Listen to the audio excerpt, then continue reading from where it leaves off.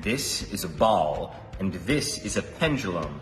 It's missing the string, but it still works. You set the pendulum on the table, drop the ball, and the ball will swing back and forth almost forever. These tubes have different shapes, but when you pour liquid into them and hold them at the same level, the liquid rises up at the exact same rate. You would think it might fill up one of the smaller tubes before the bigger tubes, but it fills them all up at the exact same time. This gadget uses centripetal force to stop your coffee from spilling. Usually if you have a full cup of coffee and you try to transport it somewhere, it's gonna spill out all over the edges with the slightest movement. But if you put your coffee in this device here, then as it moves around, it will always go to the bottom thanks to centripetal force. I can pick it up, it doesn't spill. I can swing it around big time like that, but as long as the motion is fluid, it will not spill a single drop. This is a nail, and this is a balloon. Look what happens when I press the nail into the balloon. No big surprise. The surprise happens when you get a ton of needles. You would think it'd be easier for a ton of needles to pop the balloon, but because the weight is evenly distributed, the balloon will not pop. This is memory wire. It's wire that remembers its shape even when you unbend it.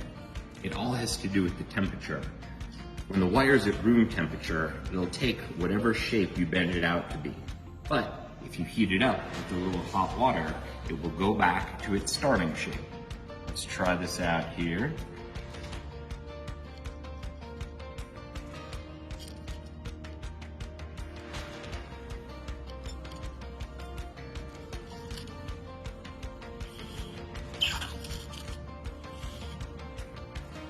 Most people can't even balance one nail on the head of another nail, but it's actually possible to balance 10 nails on the head of one nail.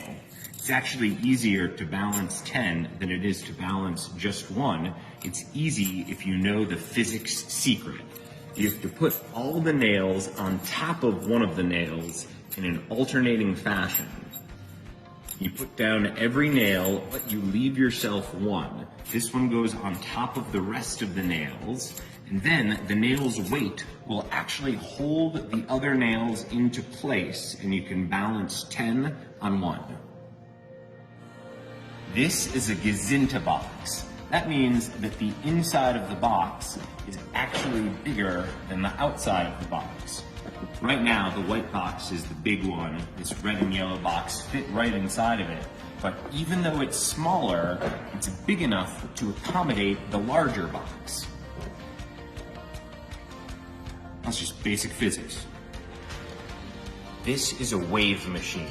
When I turn the handle right there, it's going to make 3 different types of waves. The first one you'll see along the black circles, the second one you'll see along the gray hexagons, and the last one you'll see going up and down with the gray lines there. Look at this.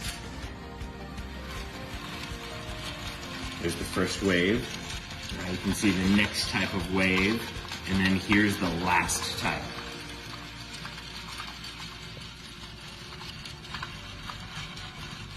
I got a jar of water on a metal stick. The metal stick is connected to another jar of water. If I flip it upside down there, you can see that there's a buoy hanging from the lid of that jar, same with the other side. Then you put this on the peg there, and that means we can give this a nice spin. Now when we do, the buoys are going to travel to the side of the jar, but it's not the side you think. Look at this, the buoys are actually going to the middle. This machine runs forever. Well, almost. It's made of a very heavy metal wheel and 2 threads connecting the wheel to a bar at the top. When the wheel gets to the top, it's filled with potential energy. Then, as you let it go, it converts to kinetic energy, bounces down, rolls itself back up, giving it more potential energy, which converts into kinetic energy again. I'm gonna let it go, and we'll see how long it can go for before it loses height. All right, here we go. 3, 2, One, and drop. It goes down, and then it goes almost back to its exact starting place.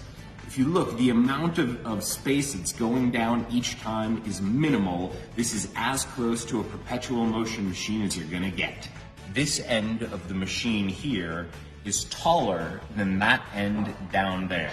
Check it out.